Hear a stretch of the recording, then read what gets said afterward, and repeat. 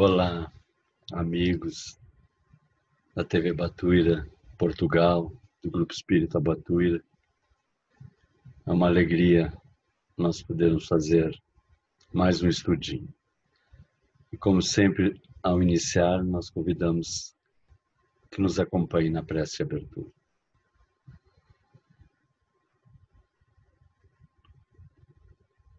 Senhor, obrigado pela oportunidade que nos dás de mais uma vez nos reunirmos em Teu nome, contigo, esses amigos espirituais que nos acompanham e nos amparam, para desabrochar de nossa consciência, de nossa compreensão, principalmente de nosso coração.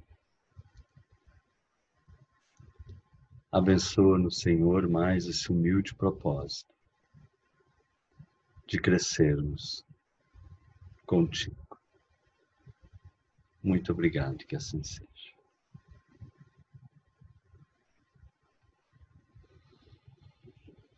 Bom, nós vamos tentar falar um pouquinho então sobre esse tema, brilhe a vossa luz.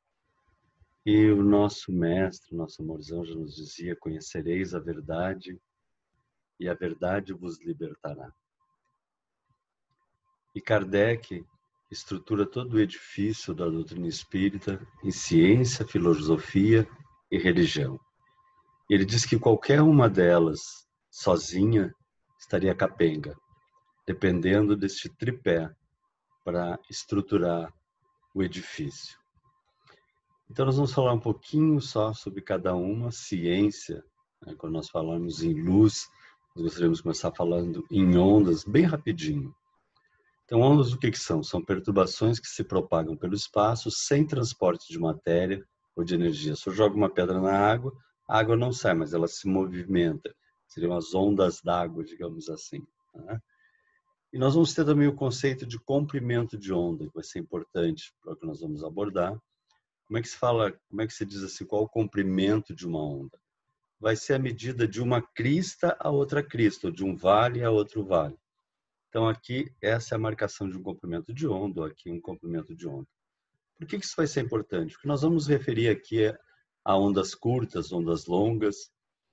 E ondas longas, por exemplo, são ondas de baixa frequência, onda curta de alta frequência. E isso vai ser importante mais adiante para nós percebermos o próprio espírito, à medida que ele vai desenvolvendo, vai evoluindo, ele vai aumentando os seus potenciais.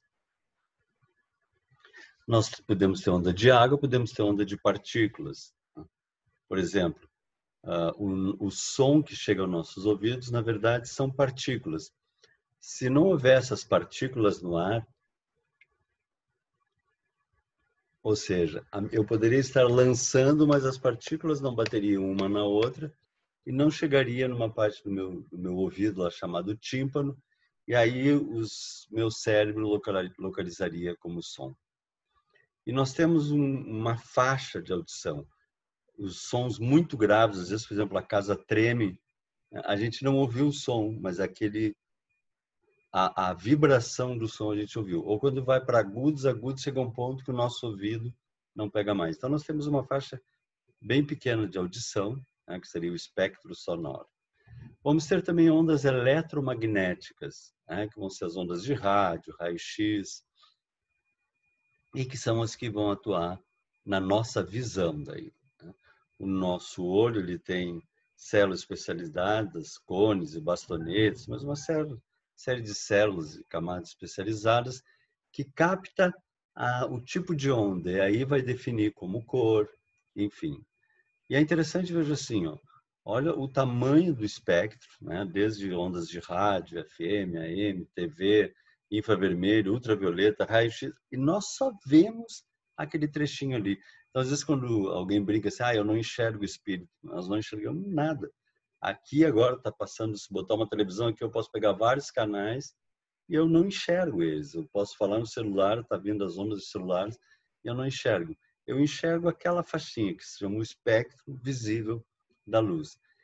E nós vamos ter, então, nesse espectro geral, ondas longas, de baixa frequência, baixa energia, até ondas curtas, de alta frequência e alta energia.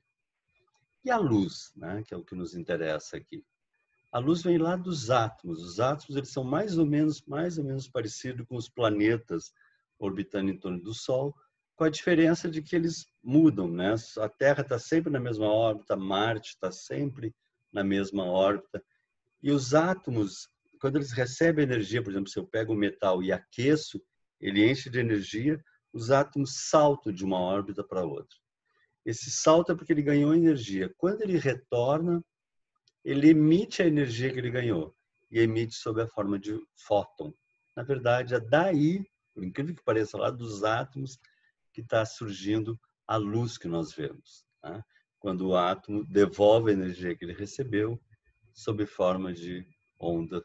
E nós vamos ter todas aquelas que nós falamos e pode ver de ondas longas, que seriam ali o vermelho, até ondas mais médias, curtas, super curtas, que são lá o violeta. Dentro do esoterismo sempre se fala que o espírito mais evoluído tem a chama violeta, talvez é baseado nesse espectro da luz.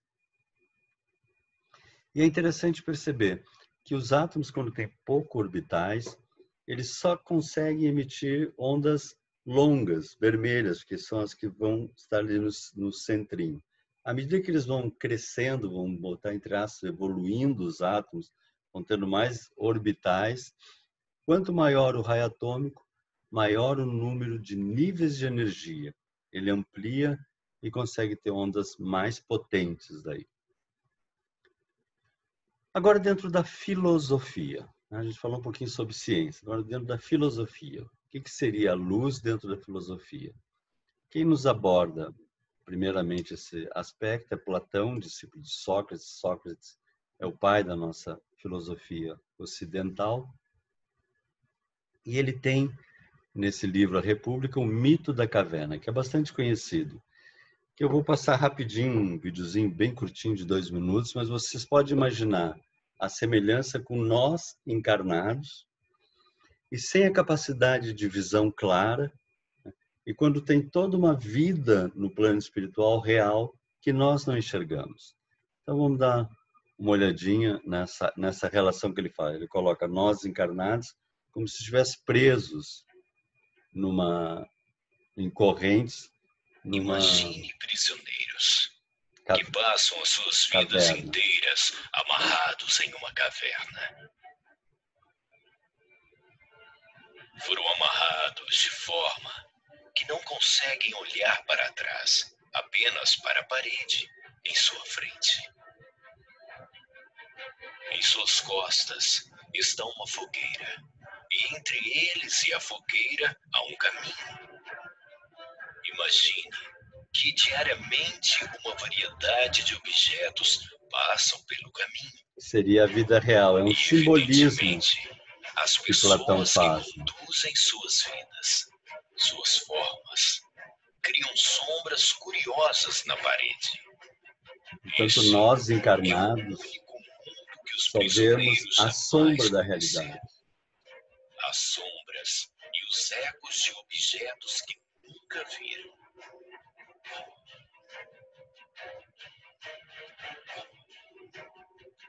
Agora, imagine que um dos prisioneiros é libertado.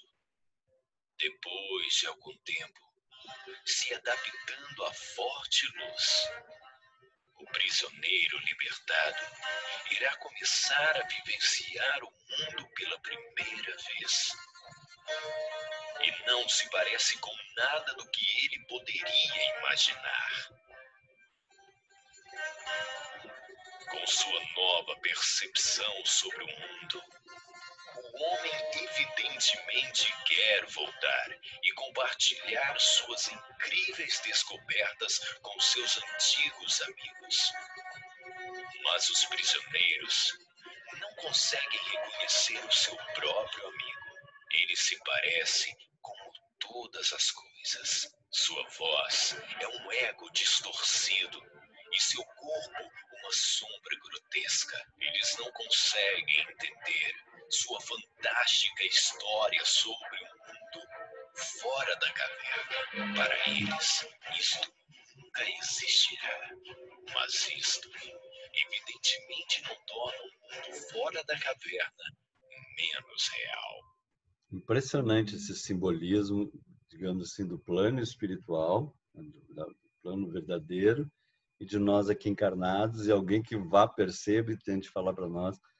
Muito impressionante esse trabalho do Platão. Mas o que é interessante aqui a gente falar na filosofia? A filosofia vai nos tratar a luz agora já com uma outra característica. A luz como verdade.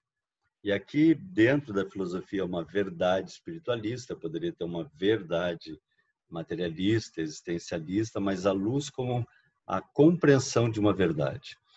É muito bacana esse quadro, A Escola de Atenas, de Rafael Sanzio, que nós temos ali bem no centro Platão e Aristóteles, e é interessante a postura de cada um. Platão dizendo assim, olha, a verdade está lá, no plano espiritual. E Aristóteles dizendo que não, nós temos que olhar aqui, na matéria. E esse eu acho que foi um processo, uma polaridade que ocorreu em todo esse nosso desenvolvimento dos gregos para cá. Alguns apontando para cima e outros apontando para baixo. E dentro da religião, como é que nós veríamos? Dentro da religião, iluminação é um conceito teológico presente em todas as religiões, relacionado à revelação espiritual, ao entendimento profundo do significado e propósito de todas as coisas e à comunicação com a divindade. Ou seja, dentro da religião é algo maior. Quanto mais evoluído, mais luz tu vai ter. Luz de lucidez e luz mesmo, de iluminação. Por exemplo, Buda, o simbolismo, a origem da palavra Buda significa iluminado, ou iluminado, aquele que se iluminou. Então, dentro das tradições religiosas, a iluminação é um ampliar de consciência, de percepção e de sensibilidade. Então, vamos dar uma olhada nessa caminhada para a iluminação. Nós vamos pegar alguns dados desse trabalho, evolução e transição, para nós olharmos essa caminhada e esse ascender nosso. Dentro da ciência que nós podemos compreender, nós viemos de um Big Bang há 13,8 bilhões de anos atrás, e Kardec, no Livro dos Espíritos, tem algumas questões que me marcam muito no Livro dos Espíritos, a 540 é uma delas, porque Kardec indaga os espíritos para que a reencarnação? E é uma resposta linda, eu deixo vocês lerem mais tarde, mas me toca muito porque ela basicamente diz assim, nós estamos aqui para crescer e fazer crescer. Eu acho isso lindo, isso é uma coisa que me mobiliza todos os dias quando eu levanto, eu tenho isso como objetivo, crescer e fazer crescer no cosmos. E no final da questão diz assim, e é assim que tudo serve, tudo se encadeia na natureza, desde o átomo primitivo até o arcanjo, pois ele mesmo começou pelo átomo. Ou seja, dentro dessa evolução, nós não vemos só de animais, vemos lá do átomo, aprendendo a girar um elétron em torno de um próton. Nós éramos o átomo mais básico, um hidrogênio. No momento que nós aprendemos a ser um hidrogênio, nós evoluímos e passamos a ser 2 elétrons em torno de 2 prótons, nós somos um hélio. Depois 3 elétrons em torno de 3 prótons, nós somos um lítio. Olha que lindo isso, né? E assim nós somos galgando, conquistando estruturas mais complexas, depois estruturas vegetais, animais, até chegar no ser humano. E é esse ser humano que nós estamos agora vivenciando e construindo. Então, nós iniciamos, vejam só, aprendendo a girar uma bolinha em torno da outra, um átomo. E agora nós, a nossa estrutura, nós mobilizamos quintilhões de átomos, trilhões de células especializadas. Nós temos cerca de 200 tipos de células, mas trilhões de células no nosso corpo. Só no nosso cérebro se coloca como 100 bilhões de neurônios, são mais de 60 bilhões já calculados, digamos assim. Então veja o espetáculo que é. Quem coordena tudo isso, quintilhões de átomos, trilhões de células, bilhões de neurônios? Esse nosso amigo aqui, lascando pedra. O nosso cérebro está muito além de qualquer computador imaginável. Ele tem toda uma plasticidade. Nós, na verdade, ainda não entendemos a grandeza do cérebro, o movimento do cérebro, mas ele é algo impressionante. E nós temos ele desde lá da pré-história, com total inconsciência da nossa complexidade. Como foi possível isso?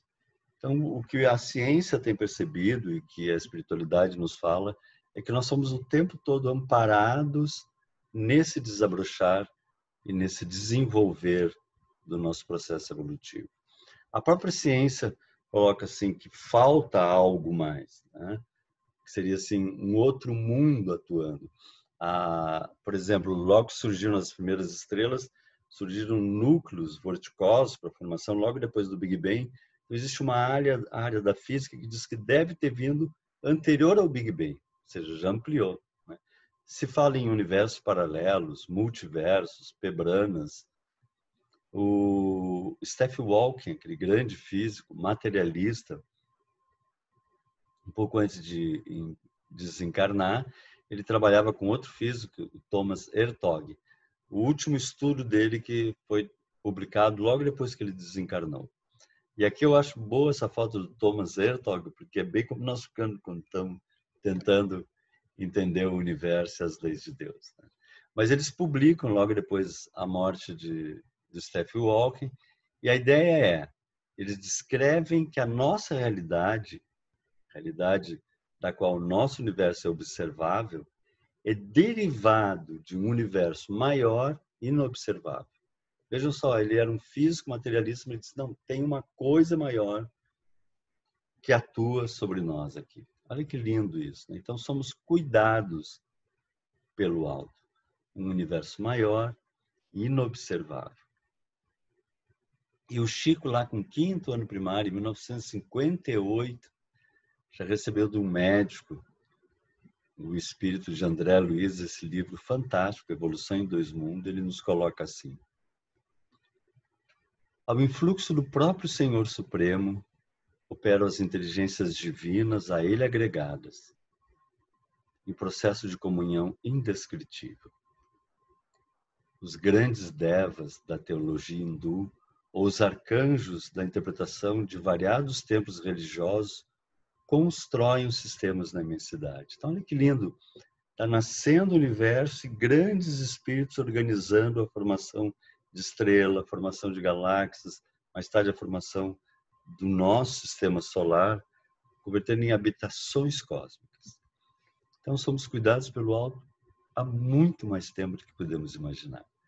E chegamos, então, até esse período aqui, né, 2 milhões como gênero Homo, nós antes ficamos australopitecos e outros, né, mas 2 milhões como gênero Homo, e há mais ou menos 160 mil anos, para 200 mil anos, nós entramos em Homo sapiens, aparece a nossa espécie atual. E nós éramos chamados caçadores-coletores. Nós saímos, né, não tínhamos uma posição fixa, saímos tentando caçar e colher o que pudéssemos comer. Em grupos de no máximo 20 indivíduos, porque nós ainda não conseguimos verbalizar, então não nos entendíamos, e éramos animais, né? Então, isso nós temos que pensar, animais melhorados. Então, mais de 20 já dava briga, dava problema, e quando nós encontrávamos outro grupo, dava violência, brigas, canibalismo, troca genética forçada. Éramos feras contra feras. É bem impressionante isso. E aí surge a primeira transição planetária, que tem se falado tanto sobre isso. O Kardec nos fala que no universo infinito existem infinitos orbes e cada um dentro de uma classificação evolutiva também, planetas, evolução dos planetas. Então nós vamos ter planetas bem primitivos, depois planetas de provas, expiações, planetas de regeneração, e aí ele vai continuando, mundos felizes e ditosos, enfim. Então isso são os planetas primitivos. A Terra, nessa fase, estava como um planeta primitivo. O homem lascando pedra, com total inconsciência de si e do mundo real em torno dele. E surge, então, a primeira transição, que dentro da neurociência é chamada a revolução humana. É interessante que eles, a ciência, também se espanta com esse momento que ocorreu há mais ou menos 30, 40 mil anos atrás. O Homo sapiens, comportamentalmente arcaico, de repente se transforma no Homo sapiens comportamentalmente moderno. Isso, de repente, é uma coisa de séculos, mas considerando 2 milhões de anos, isso é um salto que se deu. E os espíritos nos colocam, André Luiz principalmente, que a espiritualidade, em determinado momento, trabalhou a nossa formação, a nossa estrutura de formação, para que nós, lá atrás, começássemos a falar. E surge o verbo. Nós começamos a verbalizar. E no momento que nós começamos a verbalizar, como é que a gente pensa? A gente pensa com palavras. Então, nós começamos a pensar. Nós temos a capacidade de simbolizar e aí podemos também ampliar o nosso grupo. Mas esse momento é mágico, porque no momento que nós começamos a pensar, é como se nós acordássemos assim, né? E André Luiz nos coloca: o homem que lascava a pedra e que se escondia na furna, escravizando os elementos com a violência da fera e matando indiscriminadamente para viver, éramos nós naquela época. Convidado pelos instrutores amigos que lhe amparam a senda, passou a indagar sobre as causas das coisas. É como se começasse a pensar e meio que acordasse assim: quem que eu sou? O que que eu estou fazendo aqui? O que que é isso? Olha que lindo esse momento, né? Observa-se tocado por estranha metamorfose.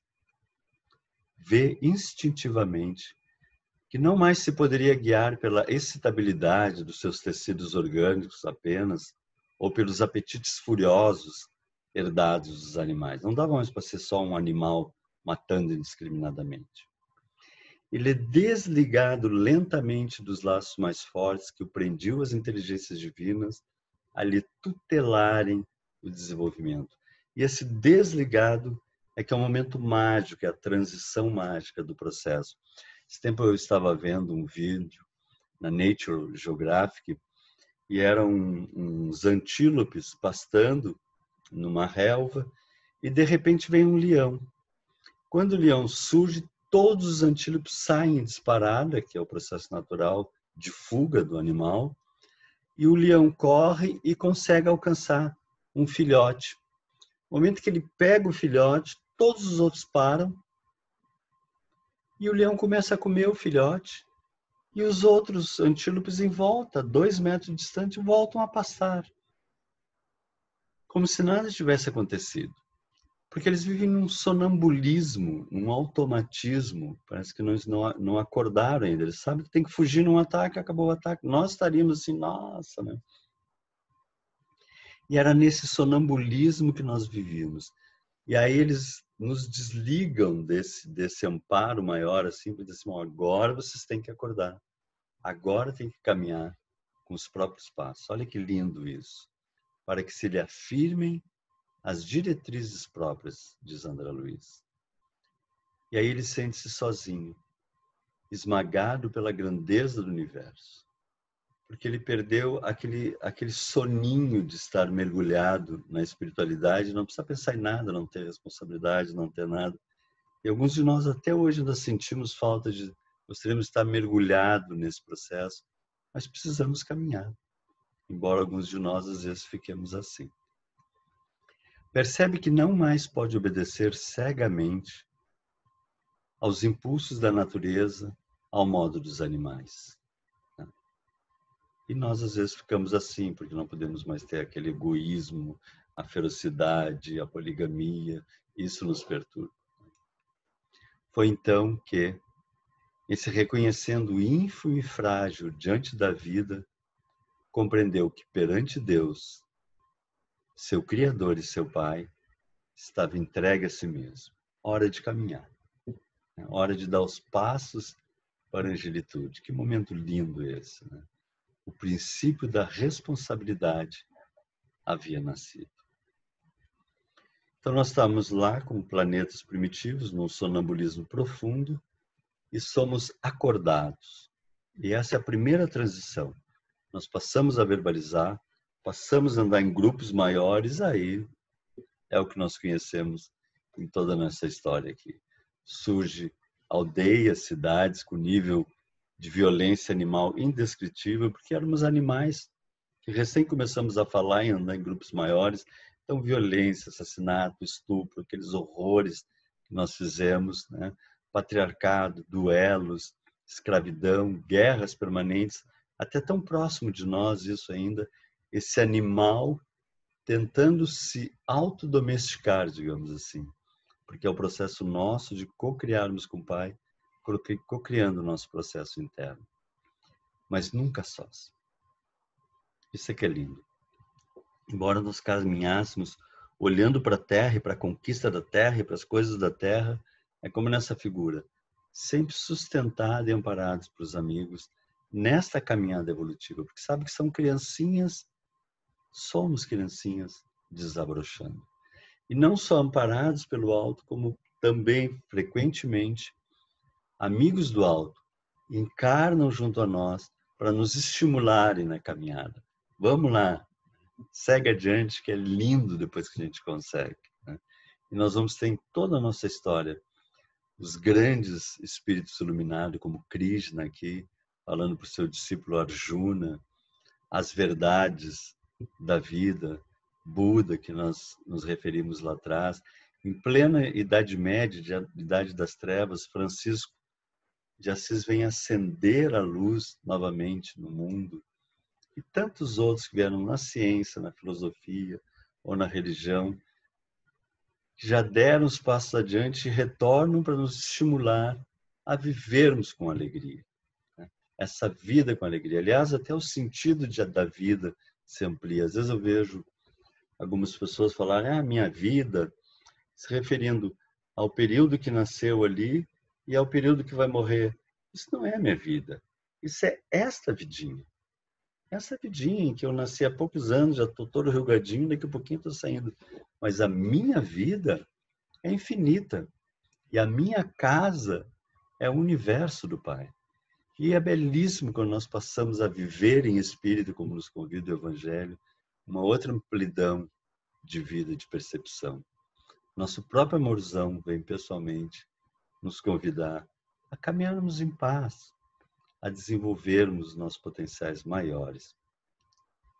Sair da massificação, daquela posição grotesca animal, daquele pensamento igualitário que não pensa por si, está sempre repetindo, então, porque fulano falou isso, Beltrano falou aquilo, e o político disse aquilo, e surge revolta, fica aquela coisa, e o fazer, o ser, o ter, o aparecer, o ter, aqueles princípios bem primitivos, sair desse aparecer, ter, para ser o indivíduo. Eu não quero mais entrar nessa faixa de pensamento, eu não quero mais entrar nessa faixa que não me serve mais, assim como às vezes um alimento não nos serve mais, essa notícia, esse filme, essa vibração não me serve mais. Eu quero crescer livre, independente, harmônico, em paz. É isso que os Espíritos nos convidam, é a isso que o Pai nos convida. Crescer e fazer crescer. Nessa escola linda, nos fala que os Espíritos nos dizem que a Terra é um jardim de infância no nosso universo. Imagino que são as universidades, se aqui é dessa beleza indescritível. Então, amar a vida. E amar esse crescimento que nós estamos tendo lá de animais grotescos caminhando por essa criatura superior que estamos nos tornando. Sairmos daquela brutalidade que nós vivíamos para essas criaturas tão mais sensível, tão mais harmônica que todos nós, inevitavelmente, estamos nos tornando. Olha que lindo isso. E esta agora é a segunda transição que nós estamos vivendo, nesse processo lindo e mágico. Que é quando esse ser que nós estamos nos tornando conquista a ação com lucidez. Ele para pensar, ele raciocina. Antes nós éramos bem, como se diz, boizinho de presépio. Um fala, todo mundo fala, um diz, todo mundo diz. Agora a gente questiona, pensa, analisa, pensa antes de falar, pensa antes de emitir sua emoção. Nós temos mais lucidez, mais clareza mental. Aumenta a nossa sensibilidade. Eu gosto de brincar isso em palestras, acho que eu já falei. Às vezes a gente está caminhando com um amigo e a gente olha e diz assim, nossa, olha aquele pôr do sol. Ele olha e diz, eu estava te falando que dá vontade de pegar assim, olha. Mas ele ainda não vê a beleza de um pôr do sol. Ou toca lá uma música, toca um acorde de um violino e diz, olha só essa música. Ele diz, minha mãe gostava muito de música. E continua, dá vontade de dizer assim, ouve.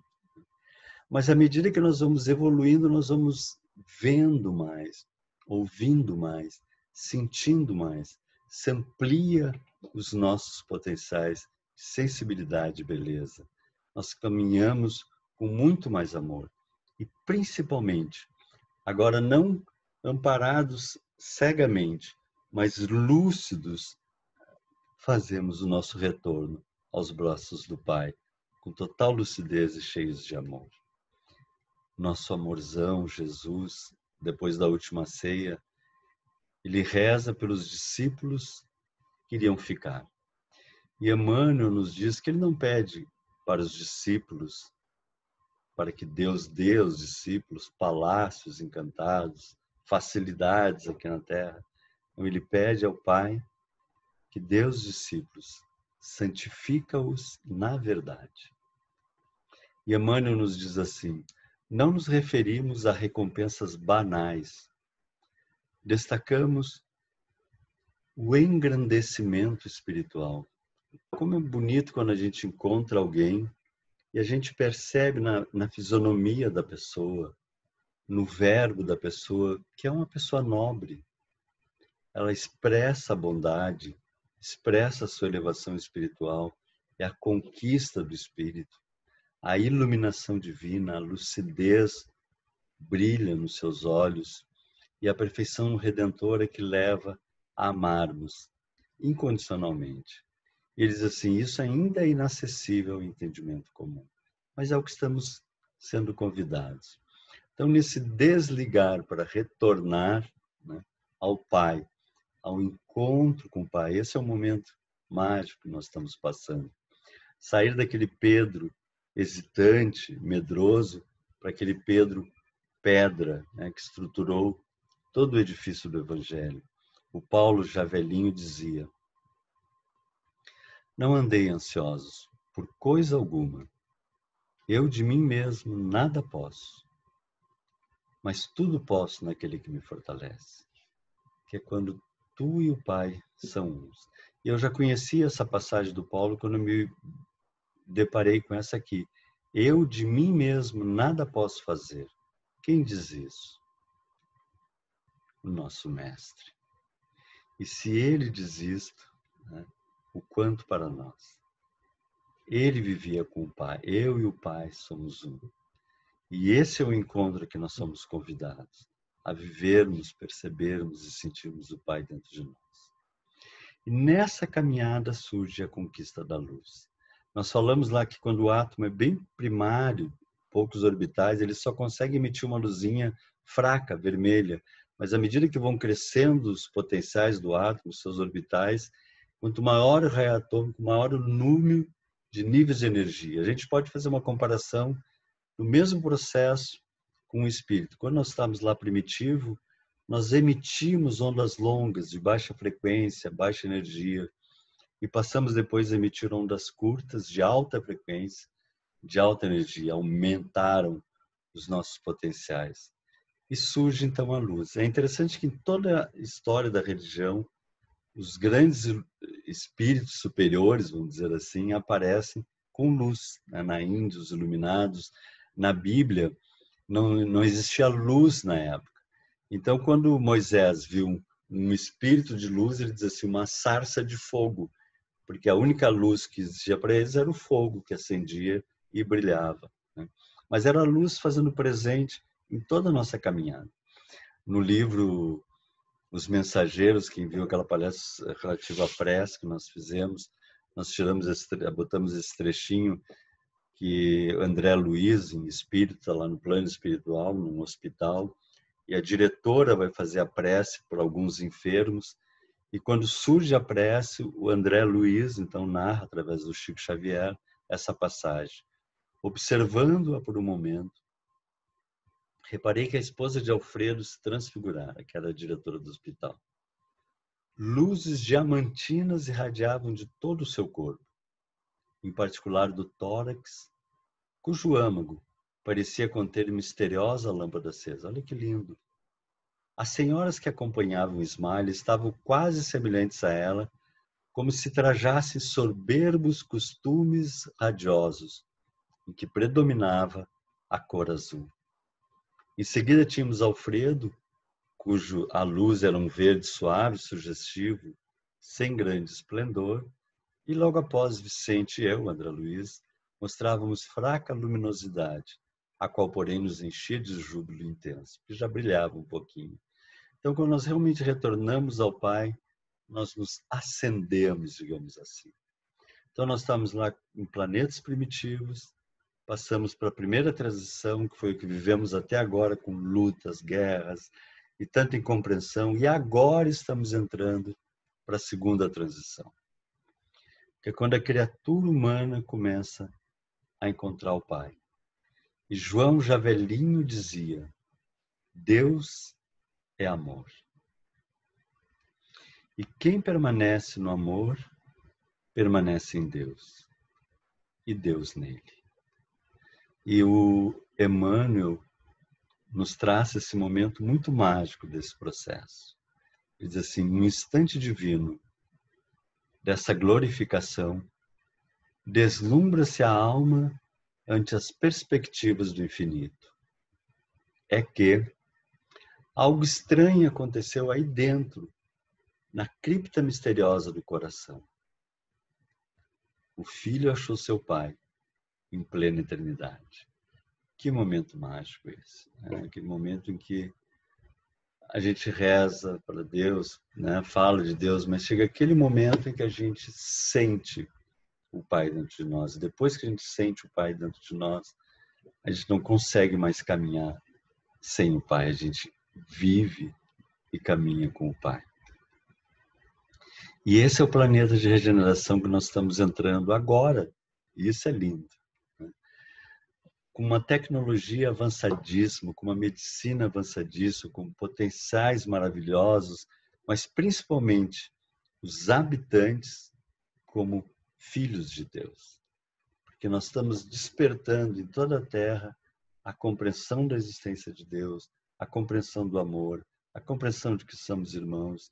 Cada vez mais isso brota. E esse é o caminho inevitável que nós estamos vivendo. E seguimos depois para outros. Quando surgiu o Big Bang, a primeira explosão lá atrás, na origem do universo, mais ou menos por cerca de 500 milhões de anos surgiu o Big Bang e surgiram as primeiras bolas dos primeiros átomos, né? Hidrogênio, lítio. E eram as bolas gigantescas que eram as estrelas, e o universo era absolutamente escuro. Totalmente escuro.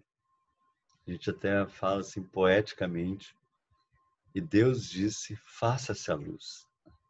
E por pressão gravitacional daquelas bolas gigantescas de átomos, uma espremendo a outra, elas começaram a pegar fogo.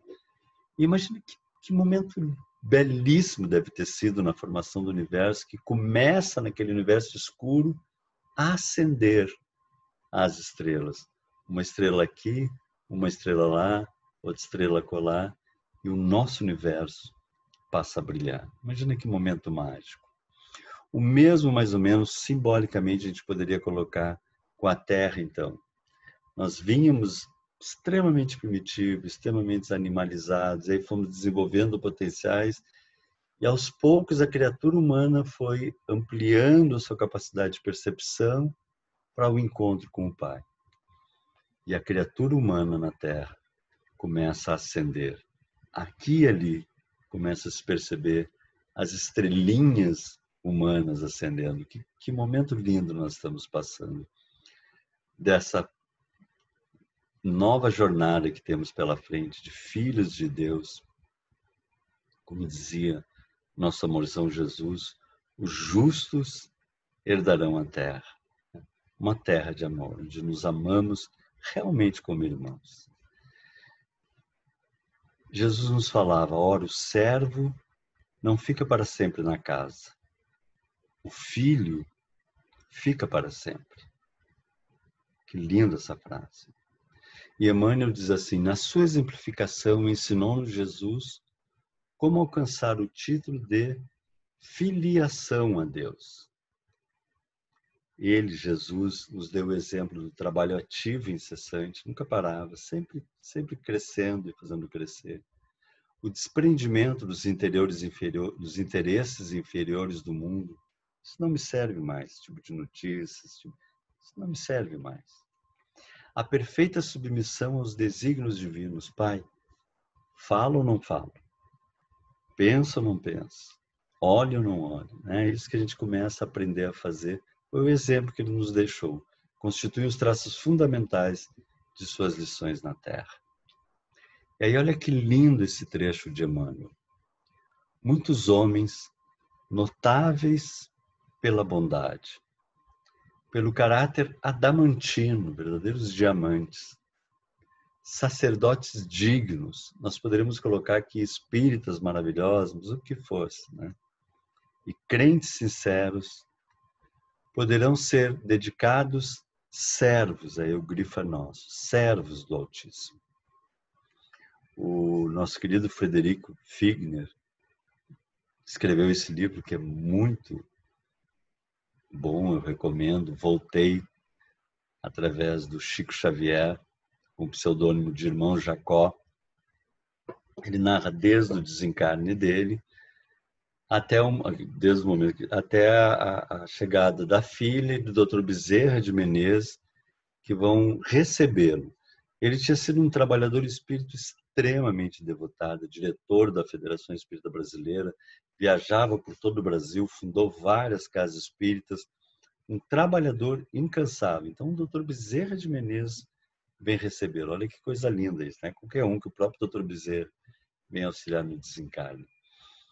E aí ele é levado para uma praia, e daí naquela praia eles iriam se elevar então para as cidades espirituais. E ele estava aguardando uma pessoa que ainda ia chegar, que tinha desencarnado, e ia junto com ele. Ele estava conversando quando ele vê, parecia que vinha uma estrela, assim. Era uma senhora ladeada por dois companheiros que traziam ela, e o coração dela era um diamante de luz resplandecente. Ele diz, quando ele vê aquela criatura brilhando, ele olha para ele e olha e nem um fiozinho, nem uma luzinha. E ele coloca assim que quase que se perturba, aí ele consegue compreender que o trabalho pode ser feito externamente, mas o principal trabalho é dentro de nós mesmos. E essa luz se acende quando nós realmente passamos junto ao Pai a amar. O amar é fundamental. Nós, às vezes, achamos que amamos. Não, nós amamos a humanidade, rezamos pelos que sofrem. E aquele político? E aquela pessoa lá do tribunal, né, da Suprema Corte? E aquele presidente que diz tal coisa? Ah, mas aí... Então, tu não ama. Todos são nossos irmãos, todos são nossos manos. Eu sempre gosto de pensar, quando às vezes eu vejo algum, somente assim nessa área de direção, de poder, e que toma atitudes que, ao nosso ver, não estão corretas, e que tende a vir um mal-estar, eu penso assim, podia ser um filho meu errando dessa forma. Então, a gente tem que se encher de amor, porque se ele está errando, ele ainda vai ter que colher depois o fruto do erro. Que o Pai possa esclarecer a todos, possa orientar a todos, que nós possamos aprender a amar. Porque quando nós começamos a amar, aí sim se acende o nosso coração, como as primeiras estrelas lá no universo, que depois que se acendiam, ficavam na eternidade acesas. E é interessante que depois chega um momento em que então ela chega, eles vão partir, E Bezerra de Menezes disse que era importante que vigiassem, porque eles iriam passar por um período de trevas do umbral para ir para os planos superiores. E aí o irmão Jacó coloca assim: à exceção da irmã, que a nós se reunira por último, não detínhamos o poder da irradiação luminosa. Ela tinha. E ela tinha sido uma professora na Terra, que aprendeu a amar. E amava incondicionalmente. E o coração dela era um diamante reluzente. Olha que lindo isso, amar incondicionalmente. E esse amor nos dá uma proteção que nós nem imaginamos, ele coloca aqui. Condição de garantia ao êxito da defensiva contra qualquer assédio das trevas. Jesus nos dizia: quem anda na luz não anda em trevas. Que possamos andar na luz. Então, muitos homens notáveis pela bondade, pelo caráter adamantino, poderão ser dedicados servos do Altíssimo, que era o que era o irmão Jacó. Mas o Cristo induziu-nos a ser mais alguma coisa. Convidou-nos a ser filhos, esclarecendo que esses ficam para sempre na casa. E os servos? Esses muitas vezes experimentam modificações, nem sempre permanecerão ao lado do Pai. Aí palpita a essência da lição. O mestre aludiu aos servos como pessoas suscetíveis de vários interesses próprios. Os filhos, todavia, possuem interesses em comum com o Pai. Os primeiros servindo a Deus e a si mesmo, então assim, eu confio em Deus, mas e o dólar que subiu? E não sei o quê. Então, estão sempre angustiados nos dois processos.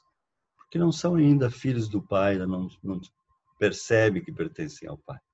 Porque como servidores aguardam remuneração, podem sofrer ansiedades, aflições, delírios e dores ásperas. Isso são os servos. Sofrem ansiedades, aflições, delírios e dores ásperas.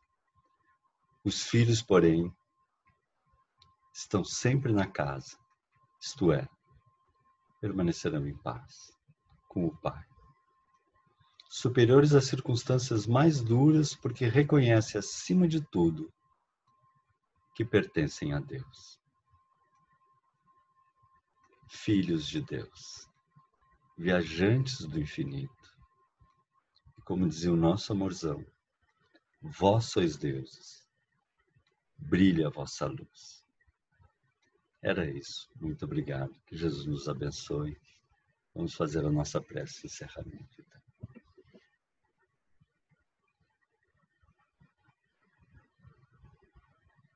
Senhor, obrigado por mais esses momentos que nos permitisses abrir os horizontes, abrir o coração. Em mais um convite para caminharmos na luz. Deixarmos definitivamente para trás as sombras do passado e marcharmos alegres e confiantes à luz que nos está destinada, como teus filhos, filhos do amor. Que teu amor siga amparando nossos lares, nossos entes queridos, nosso planetinha azul, nesse lindo processo de desabrochar de nossos corações.